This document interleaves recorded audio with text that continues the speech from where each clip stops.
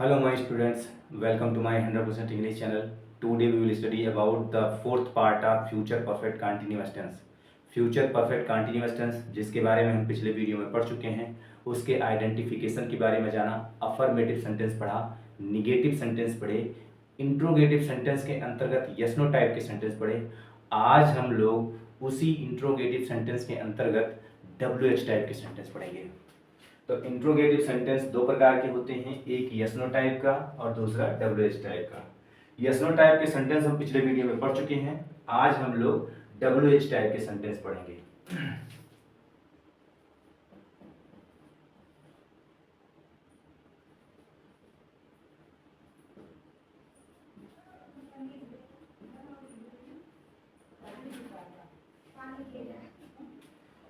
WH type के जो sentence हैं आपके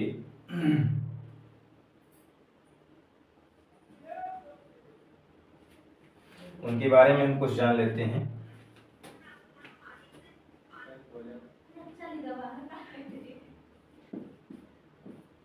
हिंदी वाक्य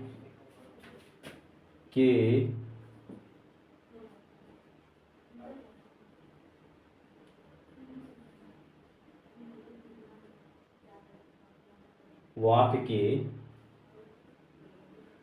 बीच में प्रश्नवाचक शब्द आते हैं। प्रश्नवाचक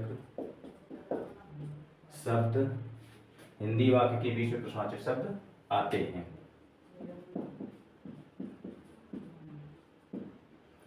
इस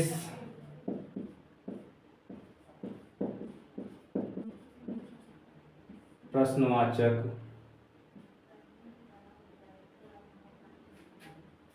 शब्द की इंग्लिश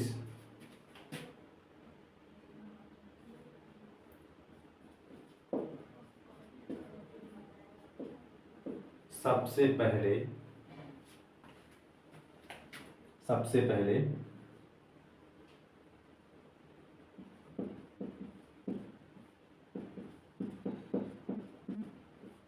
लिखते हैं।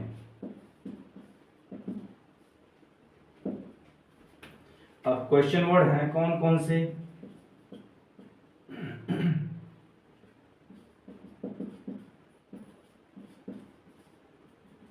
क्वेश्चन वर्ड जिन्हें हम प्रश्नवाचक शब्द कहते हैं,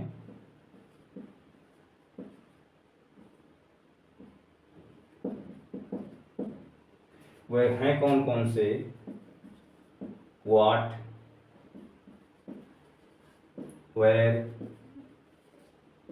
व्हेन, हाउ, whose या how, who, what, where, when, why, how, who, whom और whose। उसके बाद how many और how much। ये आपके क्वेश्चन वर्ड हैं। अब यहां हम देख लेते हैं हेल्पिंग वर्ब हम क्या लगाते हैं। तो हम लोग हेल्पिंग वर्ब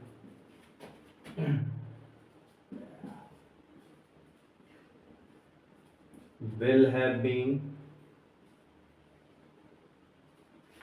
या फिर shall have been लगाते हैं। यदि हमारा सब्जेक्ट आई और बी है, आई और बी है, तो उसके साथ हम लगाते हैं shall have been। और अगर हमारे पास अदर सब्जेक्ट है तो हम उसके साथ लगाते हैं will have been।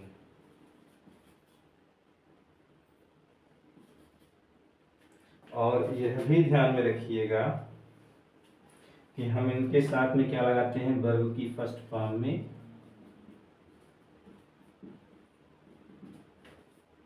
आईएनजी,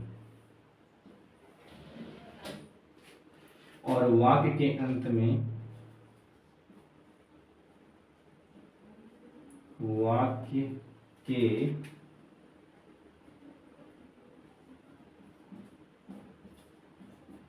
अंत में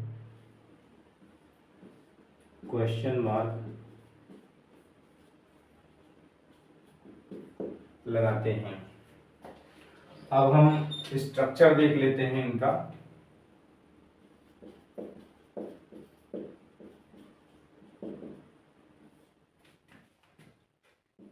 question word plus helping verb plus subject, verb की फर्स्ट फॉर्म में ING plus object plus others plus since या फॉर। सिंस लगाएंगे या फिर फॉर लगाएंगे, प्लस टाइम होगा और लास्ट में क्वेश्चन मार्क होगा। इसका निगेटिव हम देख लेते हैं। हम क्वेश्चन मार्क लगाते हैं, हेल्पिंग वर्ब लगाते हैं, फिर सब्जेक्ट लिखेंगे, फिर नॉट, वर्ब की फर्स्ट फॉर्म में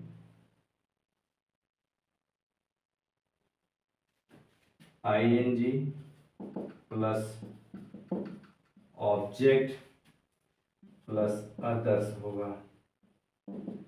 उसके बाद हम सिंस या फॉर लगाएंगे,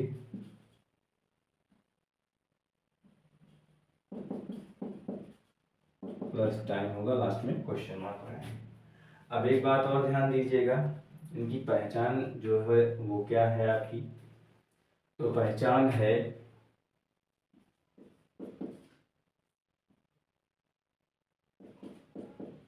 जिन हिंदी वाक्यों के अंत में रहा होगा, रही होगी, रहे होंगे, प्लस टाइम दिया होता है। ये चीज ध्यान में रखिएगा कि पहचान क्या होती है।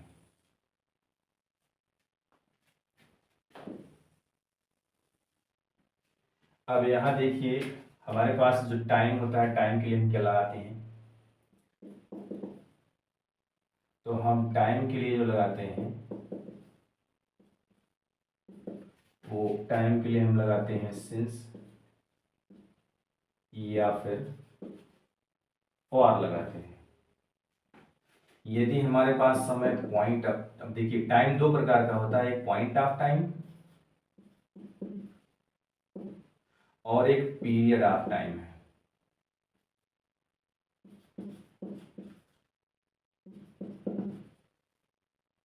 तो पॉइंट ऑफ टाइम के लिए हम सिंस लगाते हैं और पीरियड ऑफ टाइम के लिए हम फॉर लगाते हैं। ठीक, यह भी ध्यान में रखिएगा। अब एक चीज और ध्यान रखिएगा कि हमारे पास जो है विल हैव बीन है और शैल हैव बीन है हेल्पिंग वर्ब। तो हेल्पिंग वर्ब हम भले ही यहाँ पर जो है क्या लिखेंगे, विल हैव बीन लगा करके हम सब्जेक्ट नहीं लिखेंगे, या विल हैव बीन लगा करके हम सब्जेक्ट और नॉट नहीं लिखेंगे, बल्कि हम क्या लिखेंगे,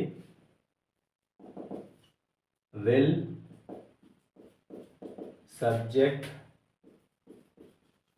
हैव बीन लिखेंगे, या फिर विल सब्जेक्ट नॉट हैव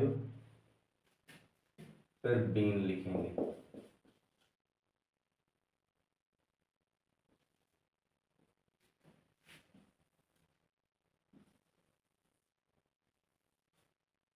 ये बात ध्यान में रखिएगा।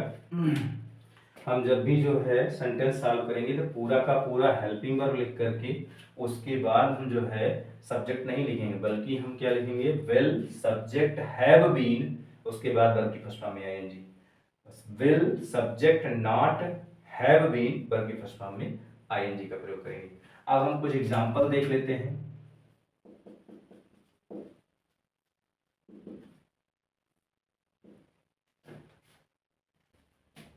हम 2 सप्ताह से वहां क्या कर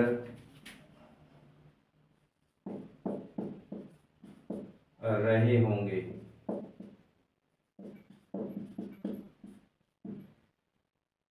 हम 2 सप्ताह से वहां क्या कर रहे होंगे। 2 सप्ताह जिन हिंदी वाक्यों के अंत में रहा होगा, रही होगी, रहे होंगे प्लस टाइम दिया होता है, उन्हें फ्यूचर परफेक्ट कंटीन्यूअस टेंस कहते हैं। और इसके बाद फिर देखिए तो यहाँ पर क्या शब्द बीच में आया है। तो इंट्रोगेटिव सेंटेंस 2 प्रकार के होते हैं, एक यस नो टाइप का। यस नो टाइप के सेंटेंस में क्या होता है, क्या शब्द पहले आता है उसकी अंग्रेजी नहीं लिखते हैं। और दूसरा जो होता है डब्ल्यू एच टाइप का होता है। तो डब्ल्यू एच टाइप के सेंटेंस में क्या होता है कि क्वेश्चन वर्ड बीच में आता है और इस क्वेश्चन वर्ड को हम सबसे पहले लिखते हैं। तो यहाँ पर क्या शब्द आया है और क्या शब्द जो है वो क्वेश्चन वर्ड है, क्वेश्चन वर्ड सबसे पहले लिखेंगे। तो यहाँ पर क्या की इंग्लिश क्या होती है, व्हाट होती है, इसलिए हम लिखेंगे यहाँ पर व्हाट। फिर उसके बाद हम हेल्पिंग वर्ब लगाएंगे। हेल्पिंग वर्ब हमारे पास क्या है, विल हैव बीन और शैल हैव बीन है। तो हम आई और बी के साथ शैल हैव बीन लगाएंगे। हमारे पास सब्जेक्ट क्या है, सब्जेक्ट मींस करता करता मतलब कार्य करने वाला कौन है, हम की इंग्लिश होती है वी, और वी के साथ क्या लगता है, शैल हैव बीन। तो हम शैल लगाएंगे और ध्यान रहे पूरी की पूरी हेल्पिंग वर्ब नहीं लिखेंगे शैल हैव बीन। शैल लिख करके देखिए यहाँ पर हमने बताया विल सब्जेक्ट हैव बीन, तो यहाँ भी हमने विल लगा दिया। अब उसके बाद हम सब्जेक्ट लिखेंगे वी और उसके बाद फिर हम लगाएंगे have been. Will subject have been और उसके बाद वर्ब की फर्स्ट फॉर्म में आईएनजी। तो करना की अंग्रेजी होती है डू, उसमें हम लगा देंगे आईएनजी, तो हो जाएगा डूइंग। और उसके बाद फिर जो है वहां की अंग्रेजी होगी देयर। अब उसके बाद एक चीज और बचा हुआ है, देखिए समय दिया गया है। समय हमारे पास 2 सप्ताह से, हम 2 सप्ताह से वहां क्या कर रहे होंगे। तो 2 सप्ताह समय दिया गया है और सप्ताह जो है वो हम क्या है, टाइम के लिए हम सिंस फॉर लगाते हैं। हमारे पास टाइम दिया गया है 2 सप्ताह, 2 सप्ताह जो है वो पीरियड ऑफ टाइम है, पीरियड ऑफ टाइम के लिए हम फॉर लगाते हैं। तो यहाँ पर हम लिखेंगे फॉर और उसके बाद हम टाइम लिखेंगे 2 सप्ताह, 2 वीक्स।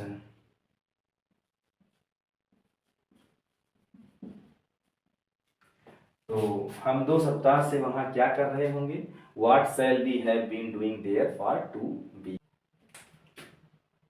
वह 2 महीने से 2 महीने से इस किताब को क्यों पढ़ रही होगी।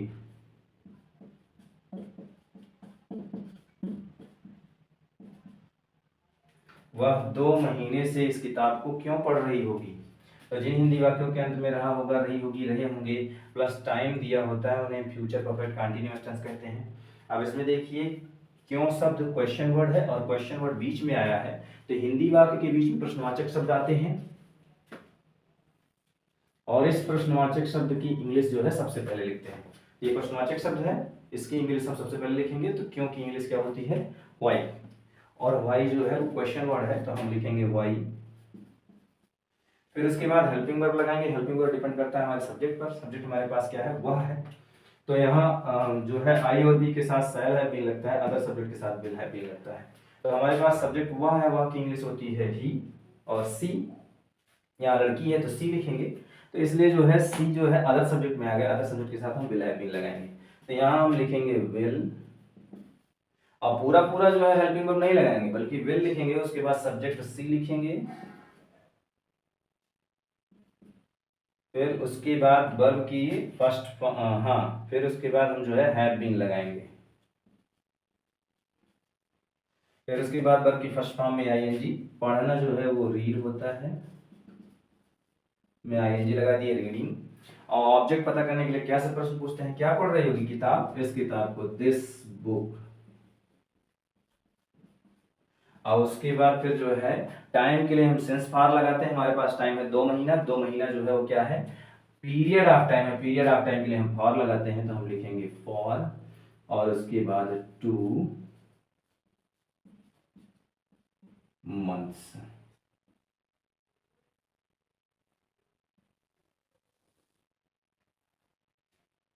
इस प्रकार से सेंटेंस सॉल्व किया गया है। वह 2 महीने से इस किताब को क्यों पढ़ रही होगी, why will she have been reading this book for 2 months. हम एक सेंटेंस और देख लेते हैं।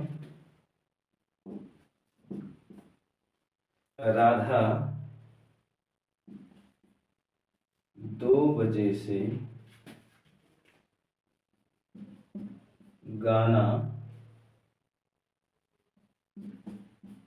क्यों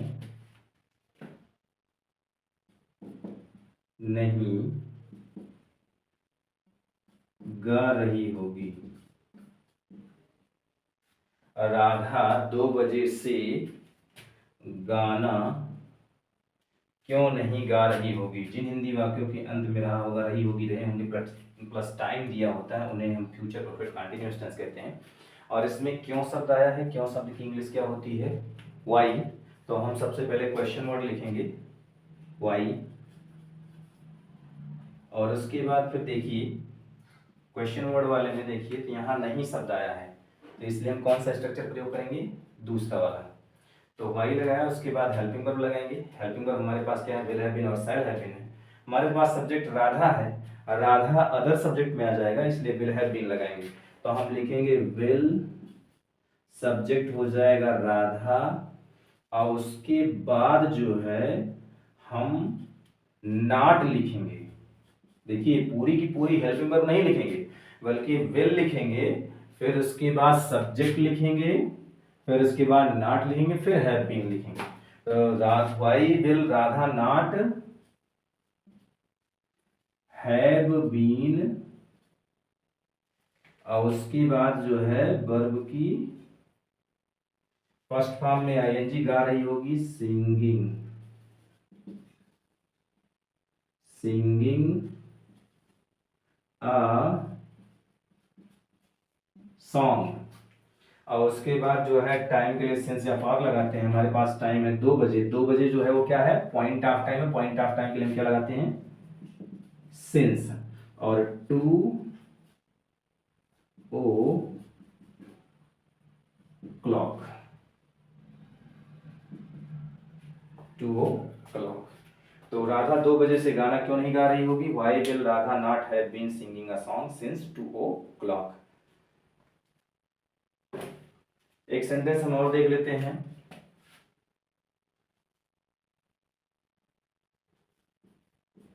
वह सुबह से इस कार्य को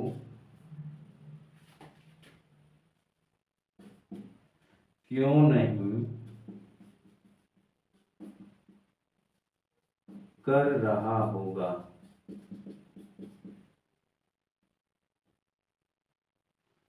वह सुबह से इस कार्य को क्यों नहीं कर रहा होगा। तो यहाँ पर हम देखिए जिन हिंदी वाक्यों के अंत में रहा होगा, रही होगी, रहे होंगे प्लस टाइम दिया होता है, उन्हें हम फ्यूचर परफेक्ट कंटीन्यूअस टेंस कहते हैं। इसमें क्यों शब्द आया है और क्यों शब्द की इंग्लिश सबसे पहले लिखते हैं, क्योंकि इंग्लिश होती है वाई, तो हम यहाँ लिखेंगे वाई। उसके बाद फिर हम हेल्पिंग वर्ब लगाएंगे। हेल्पिंग वर्ब हमारे पास विल हैव बीन या शैल हैव बीन है, तो डिपेंड करता है हमारे सब्जेक्ट पर। सब्जेक्ट वह है और वह की इंग्लिश होती है ही, तो ही जो है वो अदर सब्जेक्ट में है, अदर सब्जेक्ट के साथ विल हैव बीन लगता है, इसलिए हम लगाएंगे विल। और पूरी की पूरी हेल्पिंग वर्ब नहीं लिखेंगे बल्कि विल लगाने के पश्चात हम सब्जेक्ट लिखेंगे, फिर नॉट लगाएंगे। तो तो विल, फिर उसके बाद सब्जेक्ट ही, फिर नहीं के लिए हम क्या लगाएंगे, नॉट लगाएंगे, फिर उसके बाद हैव बीन लिखेंगे, हैव बीन, फिर उसके बाद वर्ब की फर्स्ट फॉर्म में आईएनजी, तो करना की अंग्रेजी होती है डू, उसमें हम आईएनजी लगा देंगे डूइंग, और इस कार्य दिस वर्क, दिस वर्क। और उसके बाद फिर हम जो है टाइम के लिए क्या लगाएंगे, सिंस या फॉर, सुबह से जो है टाइम है और वो टाइम जो है पॉइंट ऑफ टाइम है, इसलिए जो है हम उसके लिए क्या लगाएंगे, सिंस, और उसके बाद फिर जो है सुबह से का क्या हो जाएगा, मॉर्निंग, लास्ट में क्वेश्चन मार्क। तो वह सुबह से इस कार्य को क्यों नहीं कर रहा होगा, why will he not have been doing this work since morning. एक बार हम फिर से देख लेते हैं। हम लोग फ्यूचर परफेक्ट कंटीन्यूअस टेंस पढ़ रहे हैं, तो इसकी पहचान होती है जिन हिंदी वाक्यों के अंत में रहा होगा, रही होगी, रहे होंगे प्लस टाइम दिया होता है, उन्हें फ्यूचर परफेक्ट कंटीन्यूअस टेंस कहते हैं। और फ्यूचर परफेक्ट कंटीन्यूअस टेंस में हम लोग इंट्रोगेटिव सेंटेंस के अंतर्गत WH टाइप के सेंटेंस पढ़ रहे हैं। तो इसमें कुछ बात कही गई है कि हिंदी वाक्य के बीच में प्रश्नवाचक शब्द आते हैं और इस प्रश्नवाचक शब्द की इंग्लिश सबसे पहले लिखते हैं। क्वेश्चन वर्ड यानी प्रश्नवाचक शब्द कौन कौन से हैं, what, where, when, how, why, who, whom, whose, which, how many, how much. Helping verb will have been लगाते हैं या शैल हैव बीन लगाते हैं, आई और बी के साथ shall have been, other subject के साथ विल हैव बीन। वर्ब की फर्स्ट फॉर्म में आईएनजी का प्रयोग करते हैं, वाक्य के अंत में क्वेश्चन मार्क लगाते हैं। अब देखिए टाइम के लिए हम सिंस या फॉर का प्रयोग करते हैं, पॉइंट ऑफ टाइम के लिए सिंस और पीरियड ऑफ टाइम के लिए फॉर करते हैं। अब एक बात और ध्यान में रखिएगा, यहाँ पर स्ट्रक्चर देख लेते हैं हम लोग। क्वेश्चन वर्ड पहले लिखेंगे, फिर हेल्पिंग वर्ब, फिर सब्जेक्ट, फिर वर्ब की फर्स्ट फॉर्म में आईएनजी, फिर ऑब्जेक्ट, फिर अदर्स, उसके बाद सिंस या फॉर लगाएंगे, जैसा हमारे पास टाइम होगा उस प्रकार से हम सिंस या फॉर लगाएंगे, फिर टाइम लिखेंगे, लास्ट में क्वेश्चन मार्क लगाएंगे। इसका नेगेटिव सेंटेंस देख लेते हैं, तो क्वेश्चन वर्ड लिखेंगे, फिर हेल्पिंग वर्ब लगाएंगे, फिर सब्जेक्ट लिखेंगे, फिर नॉट, फिर वर्ब की फर्स्ट फॉर्म में आईएनजी, फिर ऑब्जेक्ट, फिर अदर्स, उसके बाद सिंस या फॉर लगाएंगे जैसा हमारे पास टाइम होगा। उसके बाद हम टाइम लिखेंगे, फिर क्वेश्चन मार्क लगाएंगे। अब एक बात ध्यान में रखिएगा, हेल्पिंग वर्ब के बाद सब्जेक्ट है, तो हेल्पिंग वर्ब हमारे पास विल हैव बीन है और शैल हैव बीन है, तो हम पूरा का पूरा विल हैव बीन और शैल हैव बीन लगा करके हम सब्जेक्ट नहीं लिखेंगे। क्यों नहीं लिखेंगे, क्योंकि कारण ये है विल और शैल ये दोनों मॉडल ऑक्सिलरी वर्ब हैं, और मॉडल ऑक्सिलरी वर्ब जब भी इंट्रोगेटिव सेंटेंस में होते हैं तो केवल और केवल मॉडल ऑक्सिलरी वर्ब ही जो है वो क्या होता है, सब्जेक्ट के पहले जाता है। इंट्रोगेटिव सेंटेंस के पहले हेल्पिंग वर्ब जो जाता है वो केवल मॉडल ऑक्सिलरी वर्ब ही जाते हैं, इसलिए जो है विल और शैल को ही हम लेकर जाएंगे और हैव बीन को सब्जेक्ट के बाद लिखेंगे। तो जैसे देखिए, will subject have been, shall subject have been, will subject not have been, shall subject not have been. फिर से हम बता दे रहे हैं, विल और शैल जो है वो मॉडल ऑक्सिलरी वर्ब हैं, और मॉडल ऑक्सिलरी वर्ब जो होता है वह अपने पश्चात वर्ब की फर्स्ट फॉर्म लेता है, इसलिए यहाँ पर विल शैल के बाद क्या लगाया गया, हैव लगाया गया। हैव जो है वो वर्ब की फर्स्ट फॉर्म है, और जब भी विल और शैल के बाद जो है हैव लगा दिया जाता है तो उसके बाद में वर्ब की थर्ड फॉर्म का प्रयोग होता है, और ये बीन जो है वर्ब की थर्ड फॉर्म है। अब कारण ये है कि विल और शैल जो है ये मॉडल ऑक्सिलरी वर्ब हैं, इनका इंट्रोगेटिव बनाएंगे तो केवल विल और शैल सब्जेक्ट के पहले जाते हैं और बाकी हैव बीन जो है सब्जेक्ट के बाद लिखा जाता है। इसलिए ध्यान में रहे कि पहले हम विल लिखेंगे, फिर सब्जेक्ट, फिर हैव, फिर बीन, पहले विल लिखेंगे, फिर सब्जेक्ट, फिर नॉट, फिर हैव, फिर बीन। इस प्रकार से ये सेंटेंस हम जो है सॉल्व करेंगे। एग्जांपल देख लेते हैं हम लोग। हम 2 सप्ताह से वहां क्या कर रहे होंगे, what shall we have been doing there for 2 weeks, वह 2 महीने से इस किताब को क्यों पढ़ रही होगी, why will she have been reading this book for 2 months, Radha 2 बजे से गाना क्यों नहीं गा रही होगी, why will Radha not have been singing a song since 2 o'clock, वह सुबह से इस कार्य को क्यों नहीं कर रहा होगा, why will he not have been doing this work since morning. इस प्रकार से सेंटेंस सॉल्व किया गया है, जिन्हें भी स्क्रीनशॉट लेनी है वो ले सकते हैं।